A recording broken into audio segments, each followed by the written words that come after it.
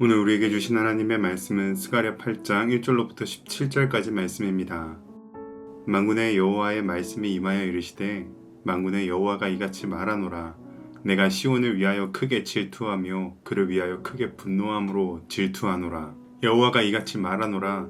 내가 시온에 돌아와 예루살렘 가운데에 거하리니 예루살렘은 진리의 성읍이라 일컫겠고 만군의 여호와의 사는 성산이라 일컫게 되리라. 만군의 여호와가 이같이 말하노라. 예루살렘 길거리에 늙은 남자들과 늙은 여자들이 다시 앉을 것이라. 다 나이가 많으므로 저마다 손에 지팡이를 잡을 것이요 그 성읍 거리에 소년과 소녀들이 가득하여 거기에서 뛰놀리라. 만군의 여호와가 이같이 말하노라. 이 일이 그날에 남은 백성의 눈에는 기이하려니와 내 눈에야 어찌 기이하겠느냐. 만군의 여호와의 말이니라. 만군의 여호와가 이같이 말하노라. 보라, 내가 내 백성을 해가 뜨는 땅과 해가 지는 땅에서부터 구원하여 내고 인도하여다가 예루살렘 가운데에 거주하게 하리니 그들은 내 백성이 되고 나는 진리와 공의로 그들의 하나님이 되리라. 만군의 여호와가 이같이 말하노라. 만군의 여호와의 집 곧 성전을 건축하려고 그 지대를 쌓던 날에 있었던 선지자들의 입의 말을 이날에 듣는 너희는 손을 견고히 할지어다. 이날 전에는 사람도 삭을 얻지 못하였고 짐승도 삭을 받지 못하였으며 사람이 원수로 말미암아 평안히 출입하지 못하였으나 내가 모든 사람을 서로 풀어주게 하였느니라. 만군의 여호와의 말씀이니라. 이제는 내가 이 남은 백성을 대하기를 옛날과 같이 아니할 것인즉 곧 평강의 씨앗을 얻을 것이라. 포도나무가 열매를 맺으며 땅이 산물을 내며 하늘은 이슬을 내리리니 내가 이 남은 백성으로 이 모든 것을 누리게 하리라. 유다 족속아 이스라엘 족속아 너희가 이방인 가운데서 저주가 되었었으나 이제는 내가 너희를 구원하여 너희가 복이 되게 하리니 두려워하지 말지니라. 손을 견고히 할지니라. 만군의 여호와가 이같이 말하노라. 너희 조상들이 나를 경노하게 하였을 때 내가 그들에게 재앙을 내리기로 뜻하고 뉘우치지 아니하였으나 이제 내가 다시 예루살렘과 유다 족속에게 은혜를 베풀기로 뜻하였나니 너희는 두려워하지 말지니라. 너희가 행할 일은 이러하니라. 너희는 이웃과 더불어 진리를 말하며 너희 성문에서 진실하고 화평한 재판을 베풀고 마음에 서로 해하기를 도모하지 말며 거짓 맹세를 좋아하지 말라. 이 모든 일은 내가 미워하는 것이니라. 여호와의 말이니라. 아멘. 이스라엘 백성에게 가장 큰 상실은 하나님의 집이 무너진 것이 아니라 하나님의 임재가 떠난 것이었습니다. 성전은 다시 세울 수 있지만 그 성전에 하나님께서 임재하시지 않으시면 그저 돌무더기에 불과합니다. 예루살렘이 폐허가 되었을 때 백성들은 무너진 성벽을 보면서 울었지만 스가랴는 하나님이 돌아오셔야만 회복이 시작되란다고 선포합니다. 사람들은 눈앞의 폐허를 복구하려 했지만 하나님은 그들의 마음의 폐허를 먼저 회복하기를 원하셨습니다. 오늘 우리도 마찬가지입니다. 교회가 세워지고 예배가 회복되는 것 같아도 하나님의 임재가 없다면 진정한 부흥이 아닙니다. 오늘 말씀 속 하나님께서 돌아오셔야 회복된다라는 스가랴의 선포를 함께 살펴보며 그 가운데 담겨있는 하나님이 주시는 소망을 발견하는 이 시간이 되시기를 주님의 이름으로 축복합니다. 만군의 여호와가 이같이 말하노라. 내가 시온을 위하여 크게 질투하며 그를 위하여 크게 분노함으로 질투하노라. 하나님의 질투는 사랑의 다른 이름입니다. 하나님의 질투는 하나님을 위한 것이 아니라 시온을 위한 질투이며 분노였습니다. 이는 세상의 우상과 대적들이 하나님의 백성들을 괴롭히고 핍박하는 것으로 인한 것이었습니다. 세상에서 아무리 큰 미움과 핍박을 받더라도 하나님의 백성에게 소망이 있음은 우리를 위하여 질투하시고 분노하시는 하나님이 계시기 때문입니다. 마치 자녀가 괴롭힘을 당하는 것을 보게 된 부모가 느낄 분노의 감정과 같은 것이죠. 이는 너무도 아끼고 사랑하기 때문에 질투하고 대신 분노하는 것입니다. 이 사랑이 오늘 우리에게도 동일하게 주어져 있습니다.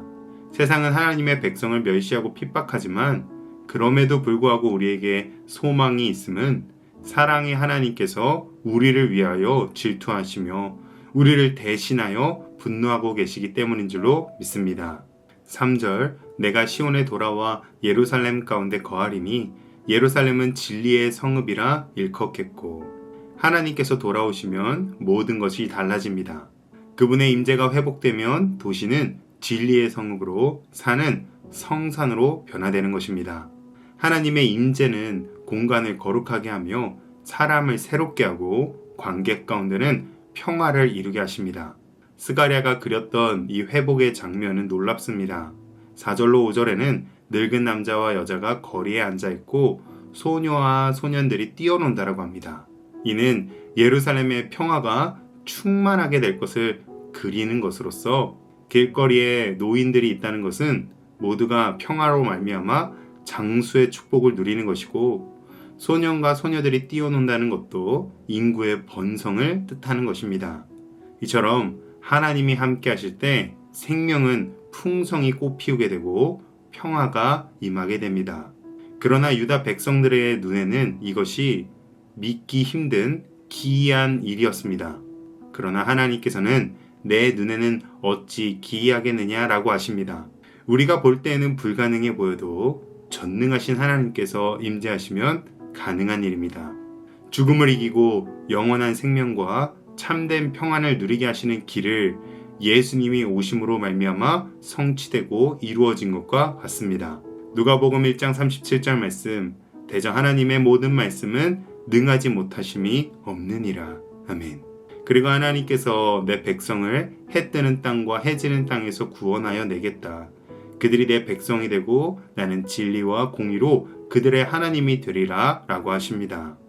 이처럼 전능하신 하나님께서 모든 회복을 주관하고 계시며 하나님을 영접하고 임재를 누리는 것이야말로 회복 그 자체인 것입니다.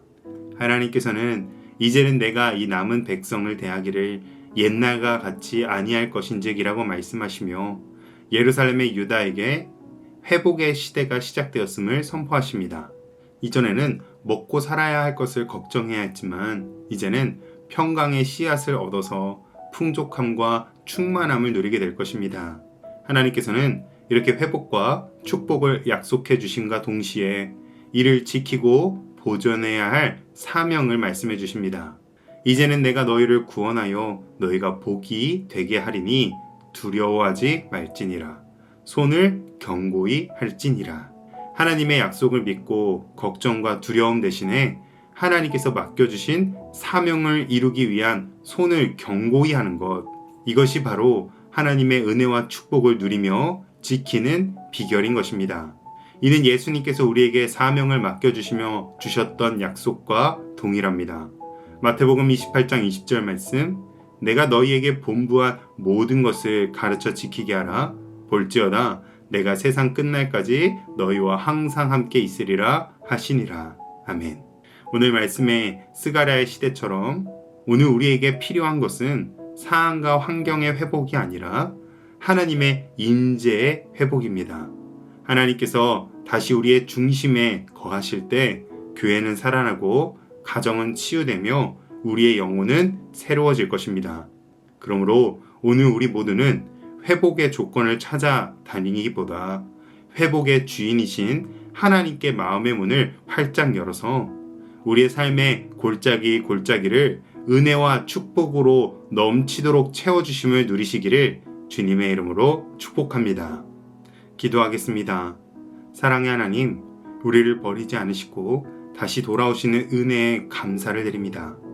세상 가운데서 우리의 삶이 무너진 이유가 하나님의 부재 때문이었음을 고백합니다. 주님, 이제 다시 내 마음의 중심에 하나님을 영접합니다. 우리의 예배에, 우리의 가정에, 우리의 교회에 임재하여 주셔서 죽은 자를 살리시고 흩어진 마음을 모으시며 진리와 화평으로 다스리고 역사하여 주시옵소서. 예수님의 이름으로 기도합니다. 아멘.